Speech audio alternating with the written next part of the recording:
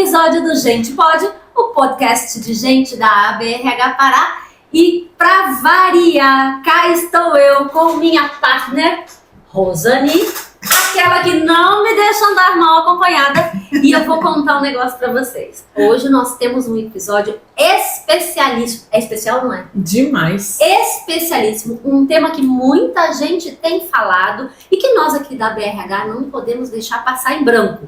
E claro que nós temos os nossos parceiros de gestão e eu vou te contar quais são. Nosso parceiro de gestão ouro é o Instituto IDE e os nossos parceiros de gestão prata são a Estácio, Executiva RH, parêntese que eles estão aqui hoje, e Finama e o Grupo Voit. Cá estamos nós de novo e agora roda a vinheta.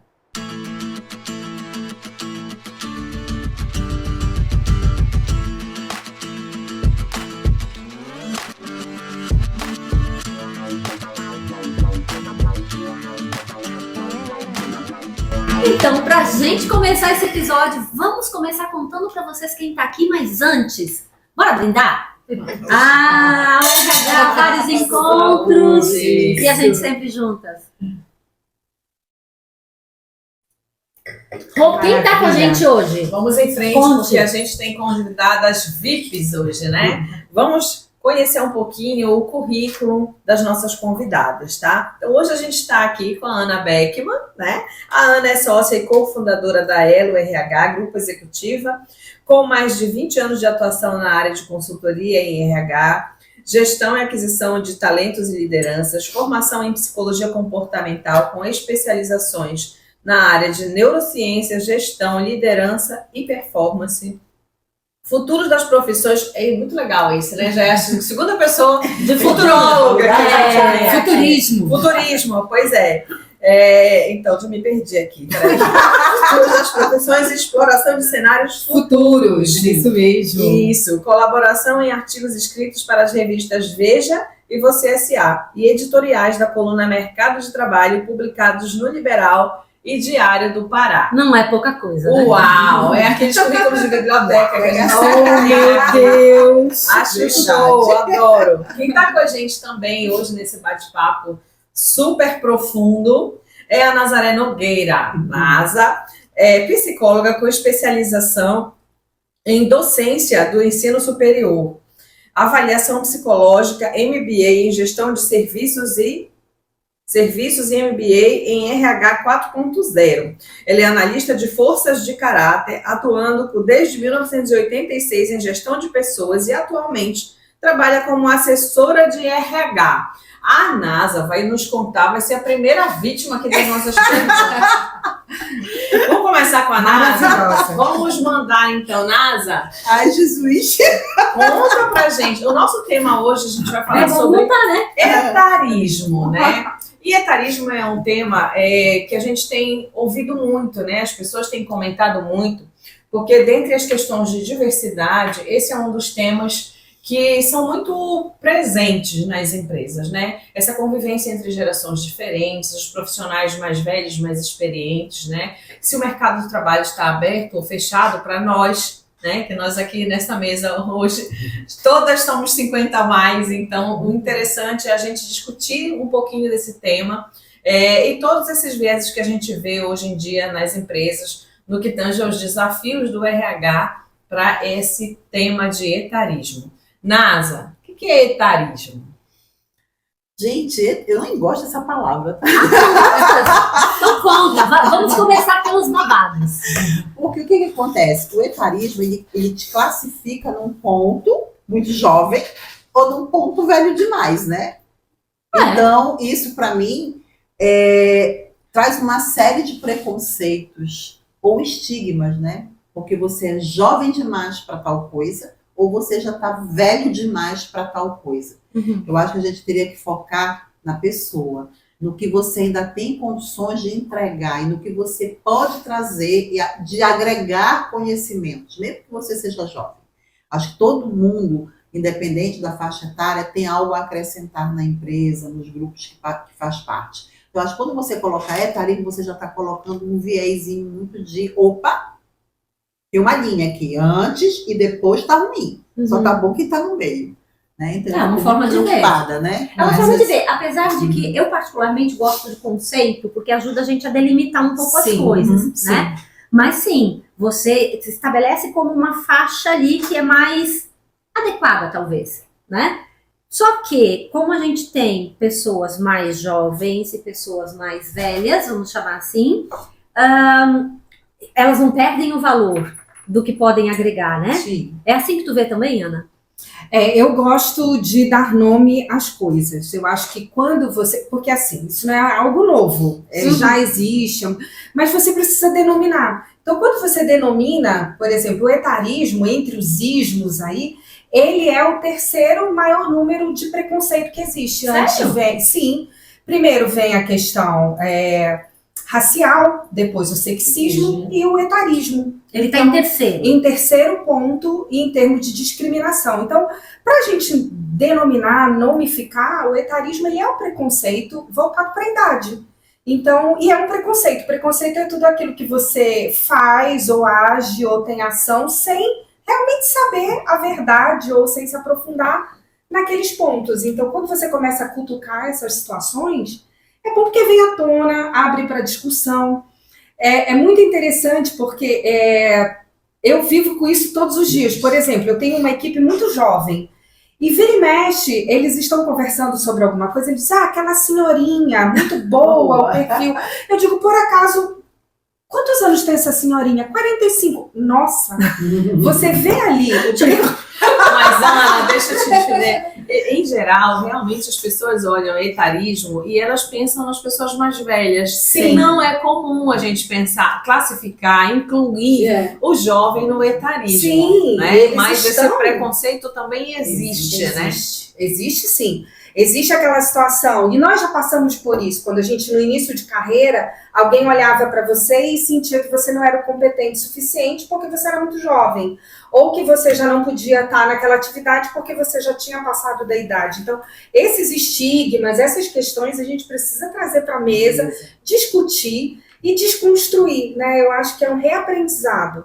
E nós temos que aprender. Assim, eu acho, como você está falando, eu estou aqui viajando, pensando numa coisa interessante, né? Vem coisando. Não, sabe por quê? Olha só como esse é um tema novo, velho, né? Exatamente. Porque se a gente for pensar, eu acabei de falar, né? Nós somos pessoas 50 a mais aqui. Vivemos algumas Se a gente já enfrentava esse preconceito na realidade quando a gente começou a nossa carreira, Agora né? estamos enfrentando na Aí idade. você imagina a gente preconceito Duas vezes, gente. Você, Não né, é fácil. entrando na carreira, agora, querendo uma oportunidade no mercado de trabalho, né? E existe essa situação.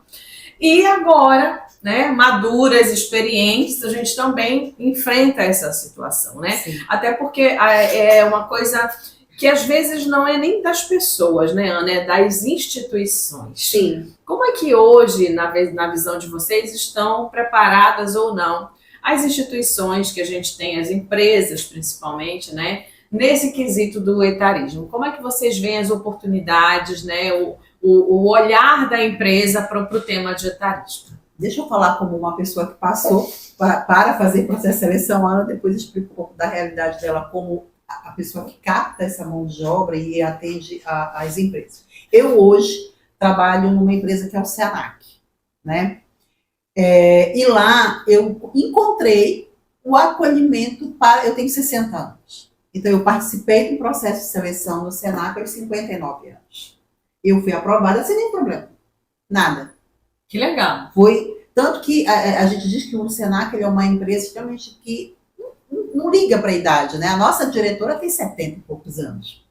Né? Porém, antes do Senac, quando eu resolvi me lançar no mercado de trabalho novamente, não quis mais ser gestora, queria trabalhar no desenvolvimento, como assessora analista. Na prática na mesmo, prática. na ação. Quando eu colocava a data do meu nascimento, eu nunca era chamada para nenhuma entrevista, apesar de toda a experiência que eu tenho. E a gente é conhecida no meio, né? É verdade. Então as pessoas conhecem a gente, mas mesmo assim eu não era chamada. E quando eu deixei de colocar, eu fui chamada para uma empresa, por questões éticas eu não vou falar o nome, claro, E a primeira pergunta que a pessoa me fez quando me viu, disse assim, mas vem cá, você não tá muito cansada? Falei, não, né? Senão eu não tava aqui. Desculpa, Naná. Então, é para vocês verem assim. É umas coisas absurdas. A vida como ela é. Então, imagina, a pessoa estava sabendo, estava entrevistando uma pessoa de RH, uma pessoa com vivência em RH, e me solta Uma pérola dessa, né? Então, é para vocês terem ideia. Então, muitas das vezes, eu digo que hoje as empresas perdem muitos potenciais por ignorar, ou por ignorância, né? Por conta da idade. Sejam jovens ou sejam pessoas mais maduras. Você precisa ouvir.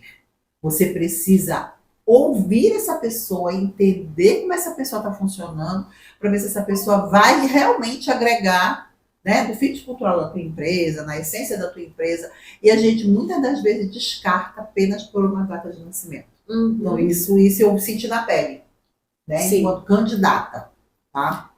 Agora, eu acho que é importante a gente ouvir aqui esse olhar da Ana, porque a Ana trabalha com uma consultoria, né, que trabalha com muito volume de vagas, e esse volume de vagas que vocês trabalham não é essencialmente vaga de vocês, Não. é vaga de terceiros. Sim. Então, você tem empresas dos mais diversos portes, Sim. dos mais diversos negócios, ramos de atuação, que ligam lá, Ana, tô precisando de...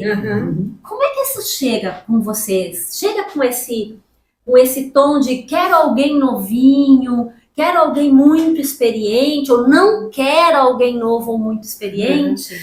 Eu acho que é mais sutil, não chega com esse conteúdo, mas na medida em que você vai falando com as lideranças, você sente que o etarismo está lá presente. Então, o nosso papel, mais do que qualquer coisa, é o de educar, é o de informar, porque eu concordo com a NASA, o pior do que o preconceito em si é a ignorância, é você não saber nem o que você está tratando. Ignorância no sentido de De desconhecimento. não saber, de desconhecimento. Né? Acho que Não é xingamento aqui, não, tá? não, o termo pode parecer forte, mas é um papel de apropriado. consultoria. Você está educando, está mostrando. Eu sempre digo, é uma frase que já virou até clichê, mas eu acho que de muito mais longe já viemos. Então, hoje, nós temos essa oportunidade de dialogar com o gestor.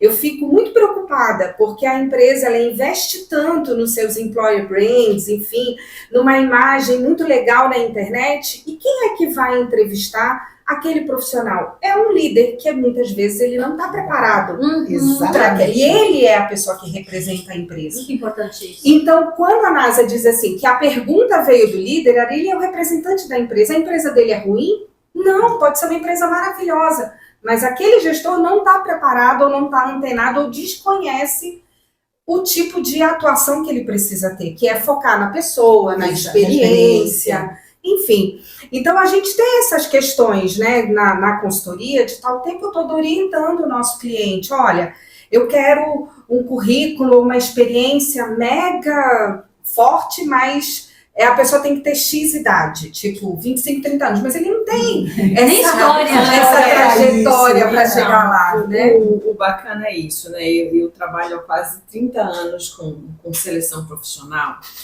E o que a gente vê, né, quando as pessoas querem, elas desejam um profissional para trabalhar em determinado. Quando é de varejo, existe, gente, naturalmente uma inclinação das pessoas acharem que até 30 anos você tem energia. Sim. Então contrata até... Não, eu quero até 30 anos, Não eu quero estou cansada. homem. Porque, Homem, mulher. Então, assim, existia lá atrás realmente uma coisa muito aberta, né?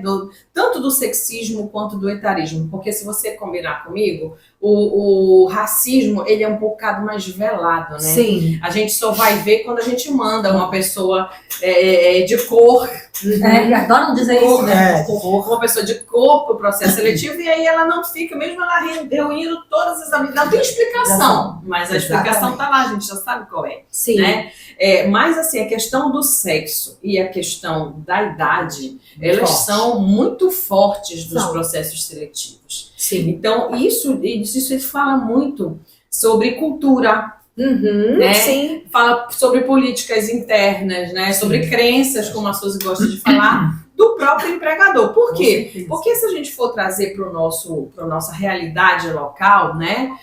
A gente tem muitas empresas locais que ainda não trabalham cultura ou um tema de diversidade dessa forma, com a cabeça. Então, ter o papel de consultoria, o papel do próprio RH é uma sensibilização. Exatamente. Mas, às vezes, o nosso RH, ele não tem cacife para isso, vamos dizer assim, né? Para questionar, porque Para negociar. para Colocar um ponto de interrogação ali. o negócio Às já vezes fica meio preciso vir alguém de delicado, fora, né? um consultor externo para conseguir levar essa ideia. É difícil fazer essa conscientização, Ana, essa sensibilização para que as pessoas consigam olhar pessoas profissionais pela sua competência, pela sua experiência, pelo seu potencial de agregação de valor para um lugar antes do seu sexo ou da sua idade.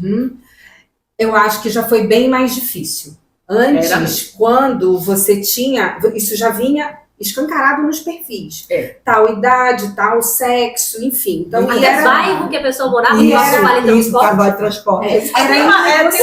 Essa história dos benefícios, né? Você entra em diversas... Eu nem quero nem Não, melhor não. Melhor não. Pula a porta. Antes vinha de uma forma assim, eu tô falando antes, assim, uns 10 anos antes, era bem categórico e você não tinha muita opção. E com isso, os RHs começaram a ficar muito tolhidos. Tipo, sabe aquela velha máxima, manda quem pode, obedece quem tem juízo? Então, assim, velha mesmo, né? Velha, muito velha. velha. Mas acabou que ficou enraizada em alguns profissionais. Por isso, talvez essa dificuldade de dizer assim, bora testar, vamos tentar. Então, você prefere, às vezes, se calar e não seguir em frente. Vem com a maturidade, vem com a experiência, com a habilidade de você mostrar outros caminhos também, né? Então, você diz, olha, por que não? Avalia essa pessoa, avalia esse profissional, vê o potencial que tem, além de todas as outras coisas que eles possam... porque, normalmente, assim, você manda e a pessoa... gosto muito de diversidade nos processos. Então, você manda uma jovem, mas todo mundo atendendo aquele perfil. Aquela pessoa que é mais velha, às vezes ela é tirada do processo. Então, vale a gente chegar lá e dizer assim, mas por quê? Por quê? Porque, eu acho que essa pessoa sempre vem com esse contexto, né? Passou por muita coisa, o salário é muito alto, essa pessoa não vai se submeter a querer começar do zero, de novo. O bom é que as pessoas já começaram a ter vergonha de falar a verdade, né? Pelo menos porque antes era assim, não, por causa da idade, isso é muito velha. Aí agora já começou a ter um pouco. Gente, acho que não começar vai. com 0 a 60 é ótimo, É ótimo, gente. maravilhoso. Eu digo, então por que você não tenta? Então você tem que ter conhecimento e dizer assim, olha, mas você já tentou... Vai pelo histórico, você tem que ter um conhecimento profundo do cliente que você está atendendo. Então, isso faz diferença. muita diferença. Total. Então, às vezes, a pessoa já está ali buscando aquele profissional há meses. Então, por que você não tenta? Você já tentou antes, a pessoa não ficou, tentou com esse perfil. Vamos tentar. E por que tentar? Não tentar pelo tentar, mas com objetividade, porque ele tem esse perfil. E com essa negociação, essa conversa, você consegue ir abrindo espaço. E depois aquele próprio cliente volta e diz, olha... Deu certo. A pessoa tá aqui, topou de boa começar de novo. Inclusive, era isso que esse profissional queria. Ele queria começar de novo, queria começar do zero, ter outras experiências. Mas aconteceu, já ia falar. Exatamente. Quando a empresa tem essa abertura, né? Essa, digamos assim, a cabeça menos preconceituosa, né? Sim. Você pode ver, né, Ana, porque existe isso. De repente, o inverso também faz sentido para as empresas, né? Eu ter um profissional mais experiente, mais centrado, mas enfim, maduro, o que eu né? posso julgar que seja, porque tu concordas comigo numa fase de processo seletivo, é um monte de acho, né? Sim. É um monte de acho, uma aposta. São hipóteses, né? Pode dar certo, pode não dar certo. Eu posso optar por uma pessoa jovem, porque na minha cabeça, na minha aposta, ela vai ter mais gás, mas porque eu também posso apostar numa pessoa mais experiente, porque ela já vai me trazer, vai agregar mais, vai ser mais rápido para ela desenrolar as coisas e apresentar o resultado, né? Então, existem todas essas formas de olhar, né? Sim. Nazaré, me conta, como é essa experiência de voltar para uma área operacional depois de uma experiência top de gestão? Bom, gente, como eu falei, é ótimo, né? Você sai de uma estrutura onde você foi gerente por muitos anos e é um alívio. Milhares de responsabilidades, equipes. Não é que o analista, o assessor não tenha, nós temos também. O que eu acho que agregou muito? A minha experiência gerencial, na forma como eu vou trabalhar. Né? Eu tenho mais atenção, eu tenho foco, eu avalio melhor as coisas. Por quê? Porque eu vim de uma situação gerencial onde eu avaliava todos os meus colaboradores, as situações como um todo, e que às vezes a gente, como analista, a gente é focado só naquilo que a gente está fazendo. E eu consigo ampliar mais ampla, bem mais. Tanto que aquilo que vocês estavam conversando há pouco, como é que um RH pode ajudar a acabar com esses estigmas, esses preconceitos?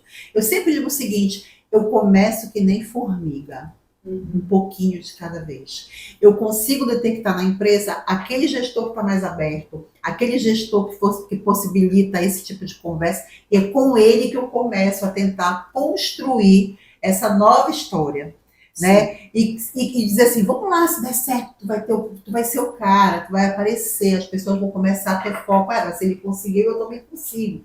Então, eu acho que o ponto dessa minha experiência gerencial de tantos anos, voltar para o operacional, ela te possibilita essas visões, essas percepções que às vezes o analista, por estar apenas em um processo, ele às vezes não tem.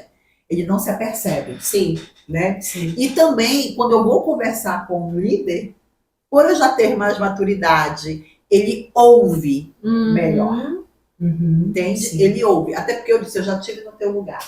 Eu sei como não é fácil, né? Tomar decisões. Então, a gente consegue ter uma acolhida para esse líder diferente do analista que nunca passou por um processo de gestão ou não está tão amadurecido. Tu sabes, Nazaré, eu vejo que a oportunidade que tu tiveste, ela não é uma oportunidade comum, né? Não. De alguém, depois do... Vamos ser bem honestas aqui, pra gente estar tranquila para falar o que tem que ser falado. Então, uma mulher, após os 60, entrar numa atividade abaixo daquela que ela estava. Quando eu comecei a fazer seleção, eu não faço seleção há muitos anos, mas quando eu comecei a fazer seleção, eu me lembro que havia algumas coisas assim. Não, presta atenção.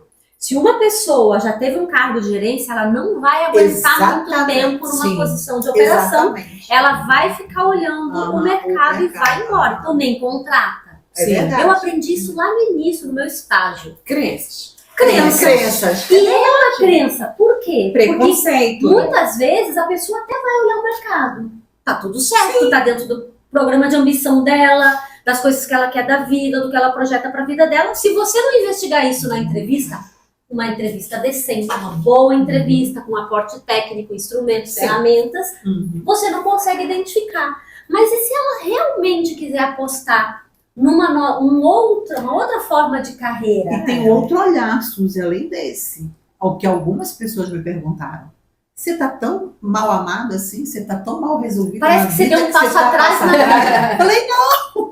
Gente, eu nunca tive pelo contrário, né? E o que é mais engraçado, gente, as pessoas que foram meus colaboradores, quando eles me veem hoje, eles dizem, nossa, como tu tá mais bonita, como tu tá feliz. Não é que eu fosse infeliz sendo gerente, mas era uma coisa que eu já... É uma pressão que tu abriste mão. Abri mão, exatamente. Entendeu? Eu tenho outras pressões. Mas agora, aí eu acho que entra, com toda essa discussão de etarismo, eu acho que vem uma outra coisa por trás, que são os nossos desenhos de carreira. Sim. Né? E o que você quer para sua vida? Hoje me parece, eu não sei se eu estou certa nisso, mas me parece que a gente tem um leque de escolhas muito maior.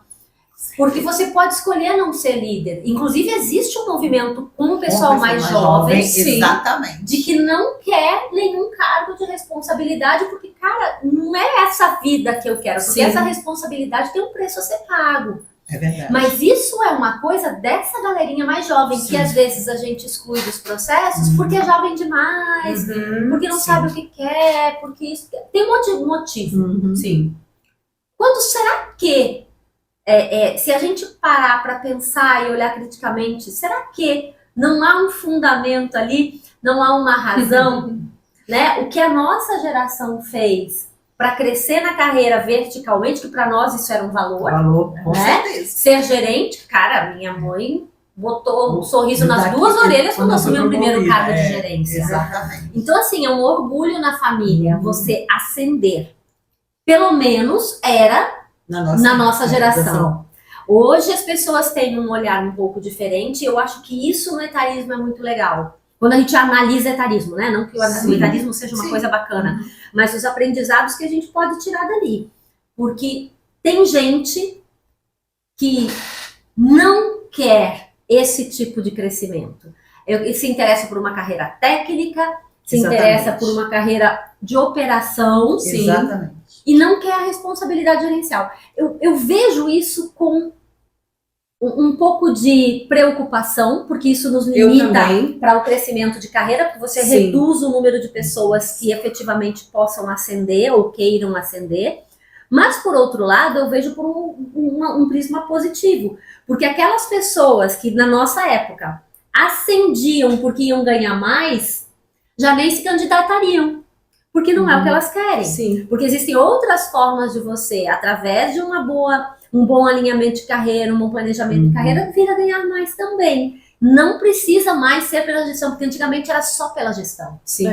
Mas pelo status também. Mas gerente. Pronto. A gente eu acho que a gente às vezes, e é óbvio, né? A gente analisa certas situações do nosso prisma, da nossa geração, do nosso contexto de trabalho. Eu vejo que hoje em dia essas discussões, né, de etarismo, de sexismo, de racismo, de cultura organizacional, de horários de trabalho, de flexibilidade de home office, das exigências das novas gerações, isso está transformando as relações de trabalho, a gente não pode negar. Sim. E é daqui para muito, né? Você quer tá trabalhando aí no futuro já. Eu vejo um contexto completamente mudado para a relação de trabalho no futuro. Sim. Completamente mudado. E quem ainda tem, né? Só me diz se eu estou errada, Ana. Se eu ainda tenho aquela cabeça do manda quem pode e obedece quem tem juízo, eu já estou fadada a ter um insucesso muito grande. Sim. Se eu não tenho uma cultura alinhada daquilo que eu prego e aquilo que eu faço,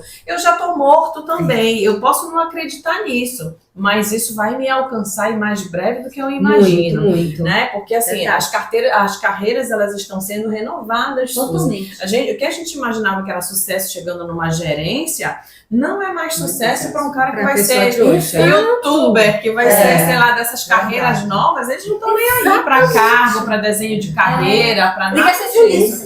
E vai ganhar muito mais dinheiro do que a gente ganhava numa gerência. Então, o que a gente tem que entender é que, gente, mas é verdade, né? A gente precisa olhar para o futuro, né? Sim. E o futuro, ele já é um futuro meio...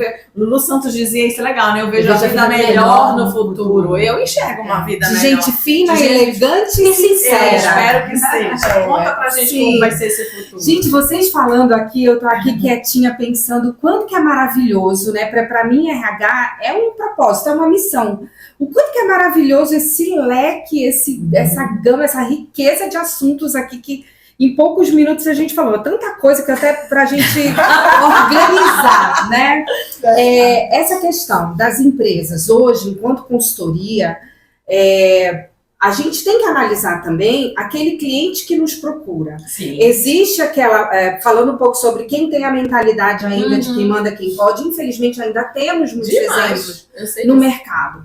Hoje, a gente já tem um olhar diferente, inclusive como empresa também, como empresa eu preciso me sustentar, mas eu olho e digo, eu quero ter a minha empresa agregada a essa marca, vale a pena, eu posso me dedicar horrores e aquele trabalho, o meu trabalho não vai ser valorizado porque a mente dessa pessoa está em outro momento. E não adianta o que eu faça, não adianta eu falar, não adianta, enfim. Então tem uma hora que você precisa deixar ir mesmo e colocar a sua energia para outras pessoas que estão com vontade de mudar, porque a mudança, gente, eu sei que é no outro clichê, mas é escancarada. Então, eu tenho uma visão muito otimista em relação às mudanças do mercado. Mudou muito. A gente mudou. Essa situação que você está falando de ser gestor, de alcançar um cargo, eu também vi. Nós somos uma geração que a gente criava raiz. Hoje a geração, ela cria asas, né? E tá tudo certo com isso. contanto que ele agregue naquele momento e contribua, mesmo que daqui a pouco, tem muita essa preocupação, eu vou contratar, mas daqui a pouco o profissional vai sair. Não importa, se ele sair, mas aquele momento em que ele esteve com você, ele trouxe contribuições, né? E a outra questão das idades. Todos os profissionais hoje, eu acho que depois de tudo que a gente passou pelo mundo, as pessoas começaram a repensar sobre eu faço isso todo o tempo, né? Poxa, quantas horas eu dediquei para o meu trabalho? Olha para a gente, nós somos os modelos para esses jovens. Nós estamos aqui, eu passei a minha vida inteira cuidando dos meus filhos, viajando meses fora de casa, fazendo um equilíbrio danado. Pessoas, enfim, a gente acabou ficando mais doente, com os tiques no olho, com todo mundo sequelado. Alguém que é mais jovem olha e diz assim, será que é isso? Pra que eles estão errados? Errado estamos nós, se a gente ainda quiser isso pra gente também. Sabendo então, que não fez bem, né? Certíssimo está a NASA. Mas sabe o que eu imagino, o que eu penso aqui? Que tudo é momento. Sim. Querer crescer na carreira lá naquela nossa época, Aquele talvez momento. Era a estava ali de história. acordo com aquele momento. Hoje, será que eu faria isso? Provavelmente não. Não, pois é. Né? Então, assim, peraí, naquele momento você viu, hoje não serve. É porque eu não estou totalmente consciente de quem eu sou, do que eu quero. Não, é porque eu mudei. Exatamente. Pelo contrário, hoje você já sabe. Porque eu não quero. Mas é importante isso da mudança da gente. Mas deixa eu só colocar um ponto, gente. Não é fácil uma transição de carreira, Não. por mais que fosse algo que eu quisesse. Sim. Eu sempre digo o seguinte, porque as pessoas vêm comigo. Ai, Nazaré, eu te invejo. Gente, não, inveja não. Não é uma questão da inveja, é porque você não sabe o que eu tive que abrir mão. Sim. Né? Porque também a gente precisa ter muito isso. Eu sempre me questiono hoje, quando eu vejo assim o jovem, o jovem não quer ser líder. Mas peraí, ele não quer ser líder por quê? Ele sabe que ele não quer? Porque eu acho que a gente também precisa entender os porquês das decisões, os porquês que eu aguentei tal coisa. Então, eu sempre coloco o seguinte, tudo na vida a gente tem que entender qual é o teu momento. Né? Ter clareza em relação a isso. Porque eu também não posso largar um cargo gerencial que me dá um bom salário, às vezes até bônus da empresa, porque eu acho que eu não quero mais aquilo. E as minhas contas eu pago como? Eu acho que a gente Você também precisa de planejamento, exatamente, né? É consciência. Exatamente. É consciência. Exatamente. Então, eu, para tomar a decisão que eu tomei, que era isso mesmo, porque eu fiquei um ano. Eu me lembro, eu entrei em contato contigo algumas vezes, olha, surgiu uma vaga, eu não faço seleção, mas as empresas perguntam. Exato. Nos grupos não rola, dá né? pra gente jogar fora a nossa história. Com certeza. Tornou o que Ela nós tem que ser somos. honrada. Com certeza. O que é importante é a gente não parar de aprender, de querer aprender e reaprender sempre. Então a gente precisa parar, olhar, ver. Então, uma coisa que é muito interessante, vamos pelo lado de crescimento nisso, né? Então, hoje você tem algumas empresas que fazem mentoria reversa. O que é a mentoria reversa? É aquele jovem que é mais antenado com a tecnologia, tipo o senhor estagiário.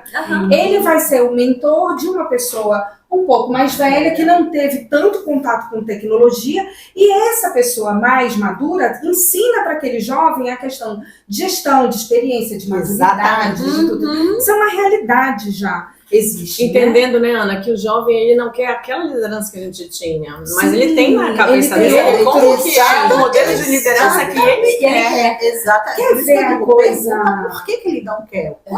E você vai trabalhando isso com a pessoa. É porque a gente tem muito que caminhar, mas eu vejo assim, gente, que é coisa mais fantástica do que você encontrar hoje nas empresas 3 gerações trabalhando juntas. Gente, maravilhoso. É maravilhoso. E dá certo. Então você vê hoje o neto, o filho trabalha com o pai, que trabalha com o avô, e um ensinando para o outro. Então, acho que mais importante de tudo é a abertura para o aprendizado, que um pode ensinar por outro, e isso é o futuro. Por quê?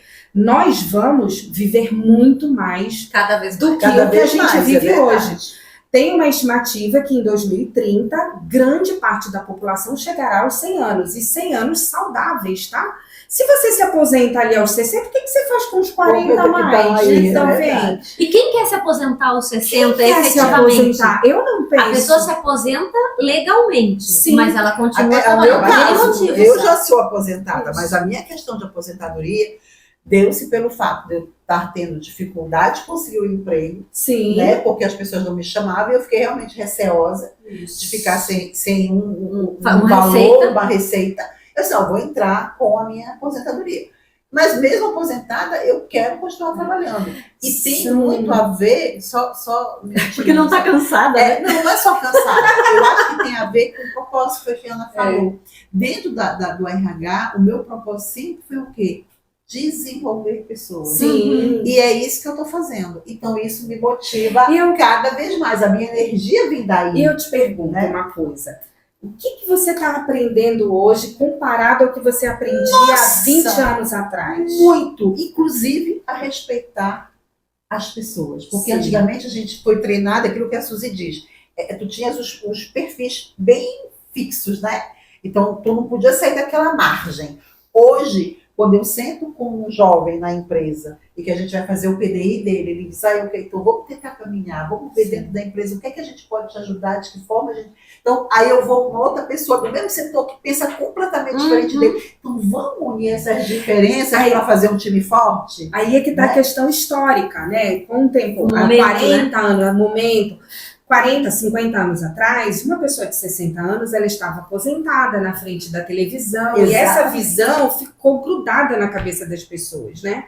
Hoje, quando eu digo assim, meu Deus, eu tenho 52 e eu vejo alguém dizendo que é uma senhorinha com 45, eu digo, gente, eu sou uma senhorinha assim, né? Então, eu tô aqui com 50 e breu fazendo podcast aqui, falando uma língua pra todo mundo. Nunca estudei tanto, nunca quis aprender tanto, nunca quis ir mais à frente do que hoje, porque antes...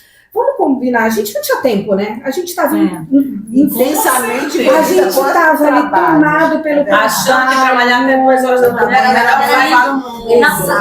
melhor e sábado e domingo, você bateu sair da empresa com passos e passos de coisa pro final. Aí você não tinha tempo de estar lendo, você não tinha tempo de estar conversando. Isso aconteceu comigo, né? Eu sempre fiquei tão envolvida com trabalho, e essas conversas, são coisas muito recentes na minha vida, e que coisa legal, né? Eu vejo pessoas que com 70 anos escreveram livros, entraram em faculdade, ficaram famosas. Então, esse conceito de idade, gente, caiu totalmente por terra. Eu lembrei agora da rainha, né, Elizabeth, que foi convidada para ser a velhinha do ano. Não sei se vocês sabem dessa história. Não. Conta. Há uns 2, 3 anos antes dela falecer, uma revista britânica convidou para que ela representasse os velhinhos e ela negou. E o pessoal disse, mas como você tem 95 anos? Ela disse assim, todo mundo tem a idade que sente que tem. E eu não me sinto velha, então não me enquadro na sua pesquisa e nem na sua entrevista. Exatamente. Eu não pensei que eu tinha alguma afinidade com rainha. Eu sempre brinco que existem 2 idades, né? A idade cronológica e a mental. Sim, a minha cronológica está no 55, a mental não. E esse é um ponto que eu observo, que às vezes que eu converso com pessoas da minha geração ou de gerações próximas, é cada vez mais comum ouvir esse discurso. As pessoas não se sentem com aquela idade. Eu acho que tem muito a ver com isso que tu falaste, de que nós estamos envelhecendo melhor do que nossos pais, do que nossos avós. E isso aumenta a expectativa de vida e o estereótipo muda. Sim, por quê? Porque eu me lembro da minha avó, na minha idade, porque eu era bem pequenininha, mas eu lembro da minha avó, era cara de avó. Sim. Aí eu olho hoje pra mim, eu não tenho filhos, consequentemente não tenho netos, eu olho pra mim de cabelo branco e eu penso, quem eu sou aqui nessa história, né? Exatamente. Porque, cara, é uma outra história, é outro jeito, é academia, é alimentação saudável, é reunir com atividade, é estudo, é curiosidade. Você se dá tempo, e você se dá tempo. Coisa que nós, aos 20 e poucos anos, a gente não se dava tempo. Não, e não só isso, as pessoas com a nossa idade de hoje, lá naquela época, que são nossos avós, nossos pais, não tinham já estavam se encaminhando para uma aposentadoria naquela visão mais tradicional. Estou parando de trabalhar. Aí eu vou cuidar do sítio, vou cuidar desse cachorro, vou cuidar da casa, vou fazer crochê. Exatamente. E isso, cara, tá muito fora hoje do espectro. Para mim, para ti, para cada um de nós. Mas, Ana, me diz uma coisa. Se a gente voltar para o tema do etarismo nas empresas, o que o nosso RH, o que ele pode fazer para uma sensibilização, para um projeto, né, sobre etarismo nas empresas? Então, são assuntos delicados, mas eu gosto, como eu falei, de dar o nome, então acho que essa é a nossa postura. Com coisas mais formais, palestras, bate-papos, podcasts, enfim, trazendo as pessoas para esse tema, mas eu acho que tem um caminho mais sutil, que é a própria pessoa de RH, o próprio profissional dessa área, fazer como a Nazaré já faz, e conversando com as lideranças, e batendo papo, e jogando as perguntas, e por que não? E por que não tentar? E mudando a mentalidade, mudando o conceito que as pessoas têm sobre esses preconceitos. Eu acho que esse é o melhor caminho. Sugerir leituras, um filme, pensar de outra forma, pedir para a pessoa observar no seu próprio contexto. É um trabalho de formiguinha. Mas, como eu falo, a gente já está num caminho bom aí. Os próprios jovens já estão ensinando a gente nesse sentido de que, e a nossa própria imagem, a nossa própria postura diante da vida também fala. Sabe aquela situação de que as ações, elas valem muito mais do que 1000 palavras e 1000 formalidades. Então, acho que nós já somos um modelo muito importante para esses jovens, né? Para as pessoas dentro das empresas, para as lideranças, para as pessoas de um modo geral. Eu posso entender, então, que nós temos que ter um olhar mais sensível para a juventude, porque eles têm pouca experiência, mas têm muito a contar ao mesmo lado. Sim. E tem muito gás, e muita vontade, muita curiosidade. E são muito antenados e muito inteligentes. Muito tecnológicos. Beleza. E vou entender também que lá na outra ponta existem pessoas experientes, dispostas a correr riscos, dispostas a aprender, a se desenvolver e a contribuir nos dois lados. Então, se a gente começar a olhar etaísmo apenas como um conceito, mas que exige uma ação nossa, como RH, no dia a dia, para quebrar essas barreiras, para aproximar essas gerações, porque são três gerações ali dentro, aproximá-los, fazer com que a troca seja possível, usar mentoria reversa, formal ou informal, quem pode aprender com quem aqui dentro. A gente consegue evoluir nesse processo? Com certeza. Acho que a gente vai abrindo caminhos. Abrindo caminhos, já estamos abrindo caminhos, né? E a tendência futura, inclusive, é que isso se torne muito comum. Várias gerações trabalhando juntas e não mais com essa lacuna de tecnologia. Hoje, os profissionais mais maduros, 50 mais, 60 mais, estão tão tecnológicos quanto, aprendendo cada vez mais. Então, essa é uma realidade, né? Então, como tudo que é novo e tudo que exige uma adaptação, mas daqui a algum tempo a gente nem vai comentar sobre isso, porque isso vai fazer parte do processo da nossa rotina.